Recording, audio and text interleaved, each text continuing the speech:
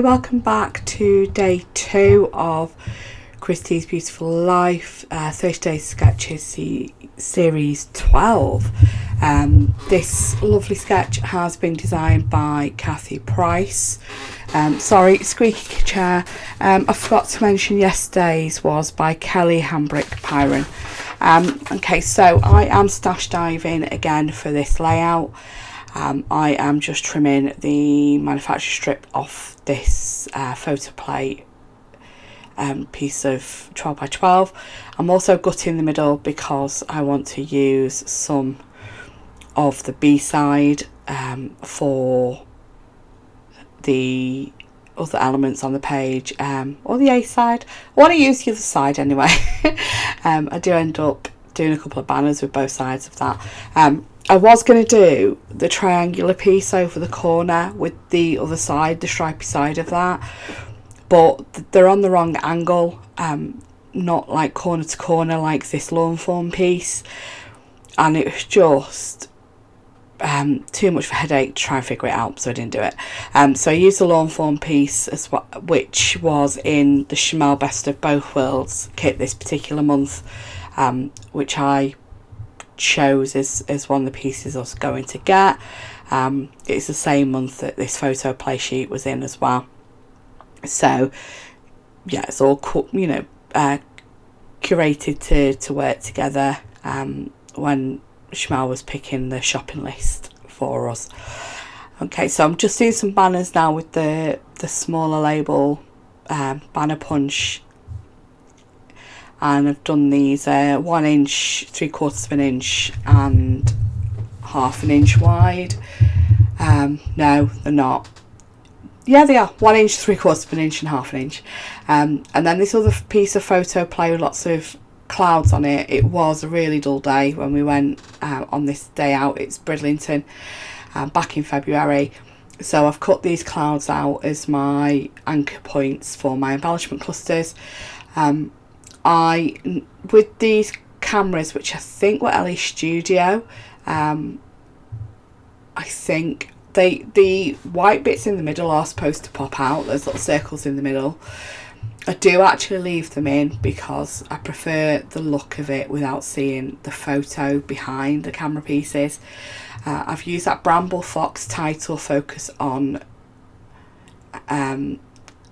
the good. I can't remember the full title and I can't see it properly on my screen at the minute. And I also use these JD 3D print wood veneer pieces. So I'm going to first of all stick the white cardstock. This is Basil Avalanche. Now I do end up doing mixed media on the back of this, and this is not the best card for mixed media. It is a lightweight, just regular kind of weight cardstock, rather than a mixed media heavyweight cardstock. I'd get a bit picky about this being straight, so I do end up marking 1/4 inch in from the two sides and from the bottom. I cut the card 1/2 inch smaller than the pattern paper, so that's why it'd be 1/4 inch in on each side. I just wanted to make sure it was central and straight, so that helped me get it straight. And then I do next mark the 3 places, the 3 edges of the photo for where my embellishment clusters are, because I do come in with some mixed media, just some really simple quick mixed media. So with the peacock feathers, I direct ink onto the card at those bits that I've marked, and then drop water onto the Distress Oxide with my water brush and do some splatters as well.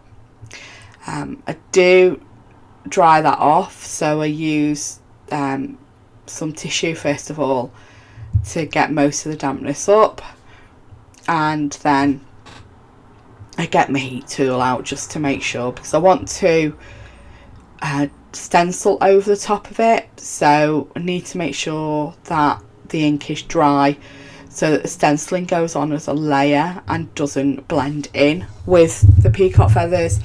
So I go in with Savage Patina. Just choosing stencils here. I do end up using a cloud stencil from scrapbook.com. Just little clouds it is, and yeah, because that's peacock feathers is dry, this stencils on top and is layers rather than mixes in with the peacock feathers. So yeah, the key if you do want to layer your colours is to make sure that each layer is dry to layer them. You will get some mixing because the nature of the inks, but it won't be, you will still see the two different colours. Okay, and also as well with sucking up the ink, tapping it off rather than drying it first, it is closer to the Savage Patina than the bright peacock feathers anyway.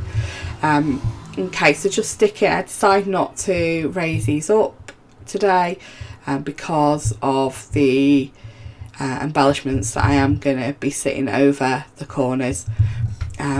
Squeaky chair, just reaching for my drink, sorry. So yeah, so just putting the banners down now in that position on the top right. I've used both sides instead of the dark blue base layer from Photo Play and the other side of the stripe from Lawn Fawn. It's got flowers on the other side. So taking the protective layer off the Bramble Fox perspective and just using wet glue to stick that in the corner. Sorry, my voice is still struggling, so I'm just going to have a quick swig of my drink.